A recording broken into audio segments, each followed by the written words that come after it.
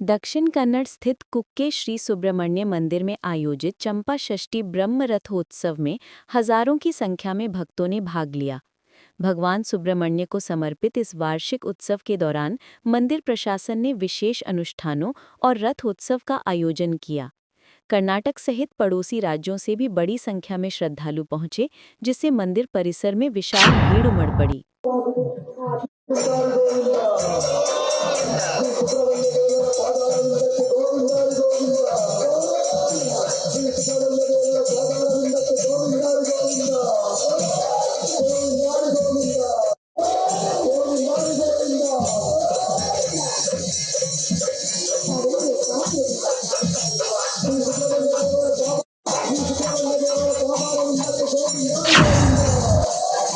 दिल्ली में 75वें संविधान दिवस के अवसर पर कांग्रेस नेता उदित राज ने केंद्र सरकार पर तीखे आरोप लगाए। उन्होंने कहा कि जहां एक ओर देश संविधान दिवस मना रहा है, वहीं दूसरी ओर संविधान को कमजोर किया जा रहा है और लोकतांत्रिक संस्थाएं दबाव में हैं।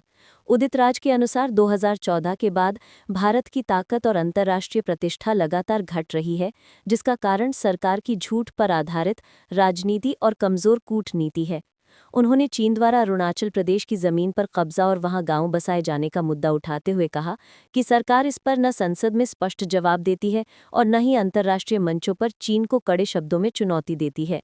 उदित राज ने पूर्व अमरीकी राष्ट्रपति डोनाल्ड ट्रंप के उन दावों पर भी सवाल उठाए जिनमें ट्रंप ने 60 बार से अधिक भारत पाकिस्तान के बीच युद्ध विराम कराने की बात कही थी, और कहा कि भारतीय नेतृत्व न अमेरिका के ऐसे बयानों पर प्रतिक्रिया देता है, न चीन की टिप्पणियों का जवाब।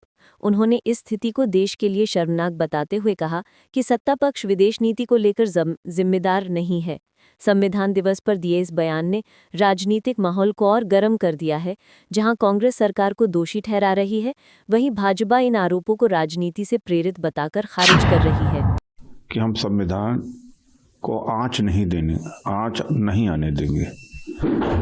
फिर से मैं शुभकामना पूरे देशवासियों को देता हूं, लेकिन यह भी आज याद करना चाहिए कि संविधान को टुकड़े टुकड़े में तोड़ा जा रहा है, काटा जा रहा है। सर, 26/11 के दिन ये हमला हुआ, कैसे आप देखते हैं इस दिन को और क्या कहना चाहेंगे उन शहीदों के परिवार से?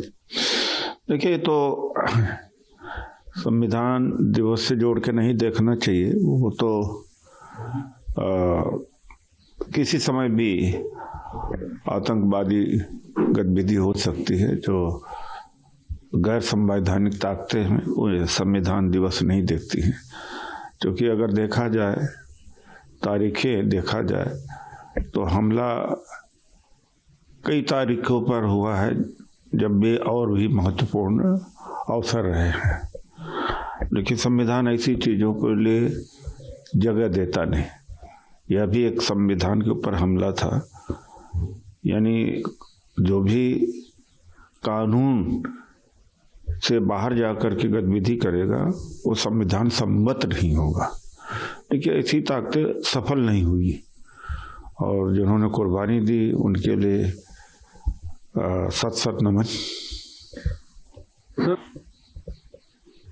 चाइना को लेकर और भारत के दोनों के रिश्ते जहां एक तरफ बेहतर होने की कोशिश करते हैं, वहीं अरुणाचल प्रदेश को लेकर जो चाइना की तरफ से बयान आया, हालांकि भारत ने साफ कहा कि वो अरुणाचल प्रदेश हमारा ही है।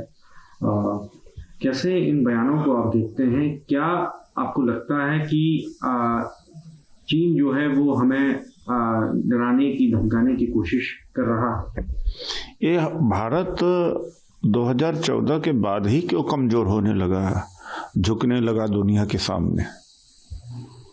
इतने झूठे और बड़बोलेपन है।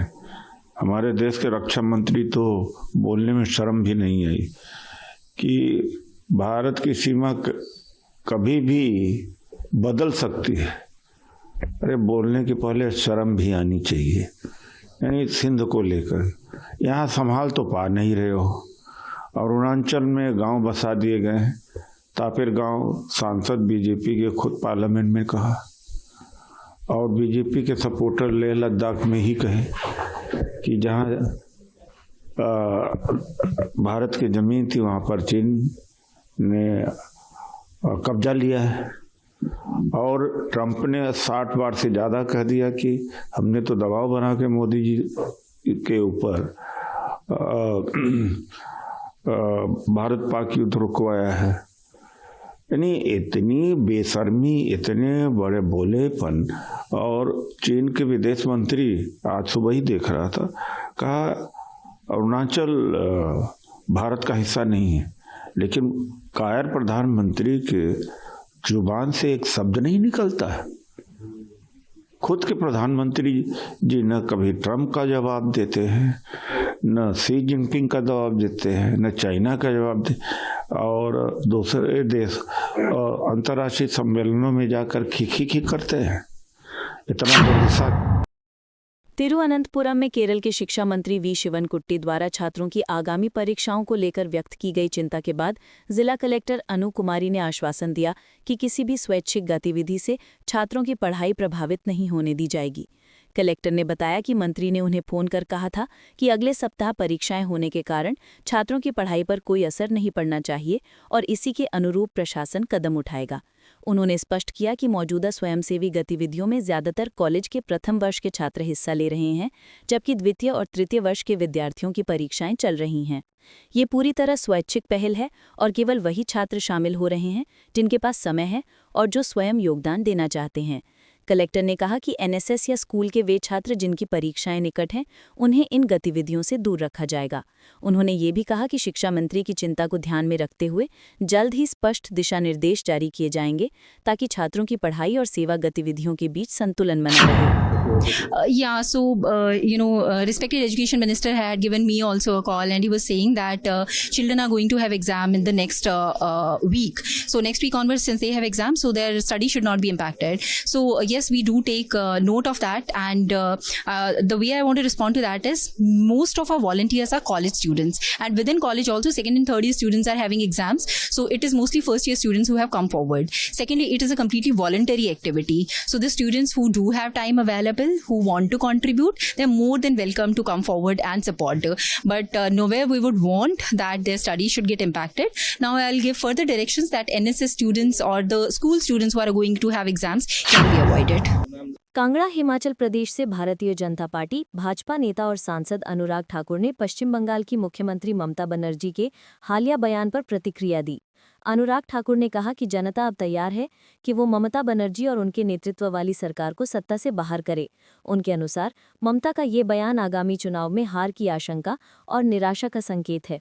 उन्होंने बंगाल की वर्तमान स्थिति पर भी टिप्पणी करते हुए कहा कि राज्य में भ्रष्टाचार, घुसपैठ और अपराध चरम पर है और इस परिस्थिति में राज्य के नेताओं से और अधिक उम्मीद रखना अनुचित होगा।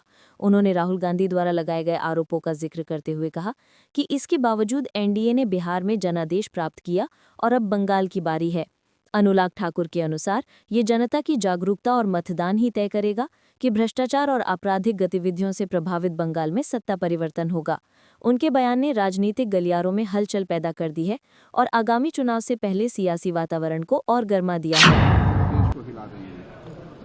मुझे लगता है जिनको बंगाल की जनता हिलाने के लिए तैयार बैठी है, बाहर करने के लिए तैयार बैठी है और हार से पहले बौखलाहट ममता बनर्जी जी की साफ नज़र आती है।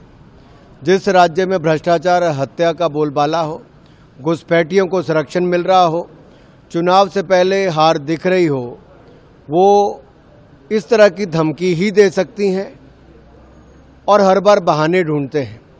बिहार के चुनाव से पहले भी राहुल गांधी जी एसआईआर का बहाना लगा रहे थे, जबकि बिहार की जनता ने रिकॉर्ड और ऐतिहासिक बहुमत भारतीय जनता पार्टी एनडीए को दिया है। बिहार जीता है, अब बंगाल की बारी है। मुर्शिदाबाद में संविधान दिवस के अवसर पर पश्चिम बंगाल के राज्यपाल सीवी आनंद बोस ने कहा कि हम सभी भारतीय संविधान पर गर्व करते हैं। उनका कहना था कि भारतीय संविधान हमारे लोकतांत्रिक अस्तित्व की मजबूत आधारशिला है और ये विश्व में हमारे लोकतंत्र की पहचान को मजबूती प्रदान करता है। उन्होंने बताया कि ये संविधान विस्तृत और गहन विचारों के साथ तैयार किया गया है और समय की कसौटी पर खरा साबित हुआ है, जिससे ये स्पष्ट होता है कि राष्ट्र भारतीय संविधान के संरक्षण में सुरक्षित है।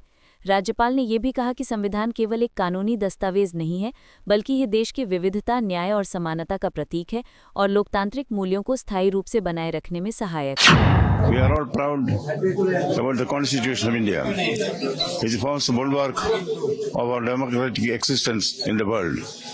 This has been a spaciously formulated constitution which has stood the test of time, proving that the nation is safe under the purview of the Constitution of India. Chhattisgarh में नक्सल प्रभावित क्षेत्रों में दहशत और हिंसा फैलाने वाले नक्सलियों के आत्मसमर्पण का सिलसिला लगातार जारी है। इसी क्रम में मंगलवार को सुरक्षा बलों और जिला पुलिस के सामने कुल 28 सक्रिय नक्सलियों ने आत्मसमर्पण कर मुख्य धारा में लौटने का निर्णय लिया। आत्मसमर्पण करने वालों में 19 महिला नक्सली भी शामिल हैं, जो लंबे समय से जंगलों में सक्रिय थीं और पुलिस व सुरक्षा बलों के विरुद्ध कई नक्सली गतिविधियों में भागीदारी कर रही थीं। इन 28 नक्सलियों पर कुल 89 लाख रुपए का इनाम घोषित था, जिनमें से कई पर गंभीर मामलों में एफआईआर दर्ज की गई थी। पुलिस अधिकारियों के अनुसार यह आत्मसमर्पण अभियान राज्य में नक्सलवाद के कमजोर पड़ने का एक बड़ा संकेत माना जा रहा है। आत्मसमर्पण करने वालों में सबसे बड़ा और महत्वपूर्ण नाम है दिनू उर्फ दिनेश पांडे, जो कि भाकपा माओवादी के कुडुल एरिया कमेटी का सक्रिय सदस्य एवं डिविजनल कमेटी डीवीसी से जुड़ा हुआ बताया जाता है। उस पर भारी भरकम इनाम घोषित था और वह सुरक्षा बलों पर हमलों, विस्फोट, अपहरण और उगाही जैसे कई गंभीर मामलों में वांछित था। दिनेश पांडे को माओवादी संगठन में एक प्रभावशाली रणनीतिकार माना जाता था। उसके आत्मसमर्पण को पुलिस ने एक बड़ी सफलता बताया है, क्योंकि वह लंबे समय से नक्सलियों की गतिविधियों को दिशा देने में अग्रणी भूमिका निभाता था। आत्मसमर्पण करने वाले 28 नक्सलियों में से 19 महिलाएं हैं। यह राज्य पुलिस के लिए उम्मीद की बड़ी किरण माना जा रहा है, क्योंकि महिलाएं अक्सर माओवादी संगठनों में दबाव, भय या धोखे से शामिल होती हैं। पुलिस अधिकारियों ने कहा कि इन महिलाओं को समाज में पुनर्वास देने के लिए सरकार की ओर से कई योजनाएं और सहायता प्रदान की जाएगी, जिसमें शिक्षा एवं प्रशिक्षण, आर्थिक सहायता, कौशल विकास, सुरक्षित आवास, स्वास्थ्य एवं परामर्श सुविधाएं शामिल हैं, ताकि वे दोबारा हिंसा की राह पर न लौटें। छत्तीसगढ़ सरकार और सुरक्षा बलों द्वारा चलाए जा रहे लून वराटू अभियान तथा पुनर्वास नीतियों को आत्मसमर्पण की बढ़ती संख्या के पीछे मुख्य कारण माना जा रहा है। पुलिस ने बताया कि लगातार चल रहे सुरक्षा अभियानों से नक्सलियों का नेटवर्क कमजोर हो रहा है। जंगलों में नेताओं की कमी और रणनीतिक असफलता के कारण संगठन संकट में है। आत्मसमर्पण करने वाले नक्सली अब नई शुरुआत करना चाहते हैं और बेहतर जीवन की तलाश में हैं। सरकार की तरफ से आत्मसमर्पण करने वालों को आर्थिक सहायता और सुरक्षित पुनर्वास का भरोसा दिया जा रहा है। पुलिस का दावा, क्षेत्र में शांति बहाल होने की दिशा में बड़ा कदम। इस सामूहिक आत्मसमर्पण को पुलिस ने बस्तर क्षेत्र में शांति की दिशा में एक महत्वपूर्ण मोड़ बताया है। पुलिस अधिकारियों के अनुसार आत्मसमर्पण करने वालों के पास से कई हथियार व नक्सली सामग्री भी जमा की गई है। दिनू जैसे बड़े नेताओं के मुख्य धारा में लौटने से अन्य नक्सलियों में भी आत्मसमर्पण की प्रवृत्ति बढ़ सकती है। जनजातीय क्षेत्रों में विकास कार्यों की गति बढ़ने से भी लोगों का विश्वास लोकतांत्रिक व्यवस्था में बढ़ा है। सरकार इन सभी नक्सलियों को पुनर्वास नीति के तहत आर्थिक पैकेज, कौशल प्रशिक्षण, समाज में पुनर्स्थापना और रोजगार के अवसर प्रदान करेगी, ताकि वे सामान्य जीवन जी सकें और समाज में सकारात्मक योगदान दे सकें।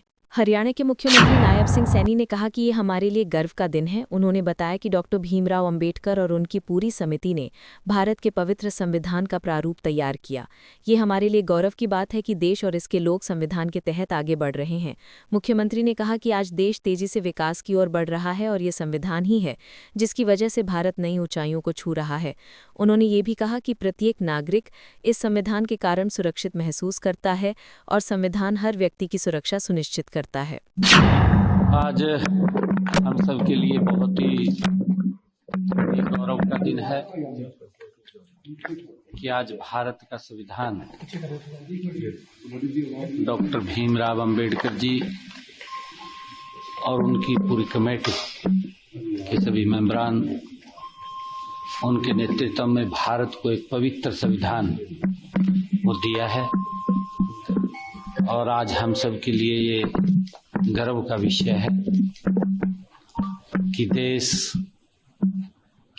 और देश के लोग इस पवित्र संविधान को लेकर के निरंतर आगे बढ़ रहे हैं। आज देश दुनिया में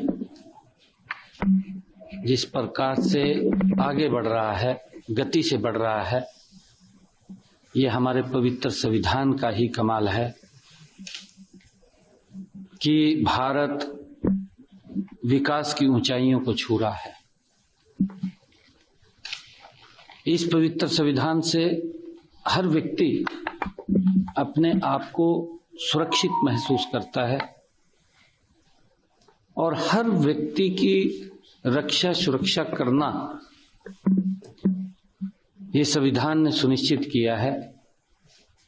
आज का दिन हम सब के लिए गौरव का दिन है। मैं सभी प्रदेशवासियों को संविधान दिवस की बहुत बहुत बधाई और शुभकामनाएं देता हूं। डॉक्टर भीमराव अंबेडकर जी, जिन्होंने इस पवित्र संविधान की को रचा है, बनाया है, और उनकी पूरी टीम जो संविधान सभा की जितने भी इसमें काम करने वाले लोग थे, मैं उन सबको प्रणाम करता हूं, उन सबको नमन करता हूं कि उनके कारण इस पवित्र संविधान की रचना हुई है। एक अच्छा संविधान भारत के लोगों को मिला है। ये हम सब के लिए गर्व का दिन है कि आज हम इस संविधान दिवस को मना रहे हैं। आपको यह वीडियो पसंद आया हो तो इसे लाइक करें, हमारे चैनल को सब्सक्राइब करें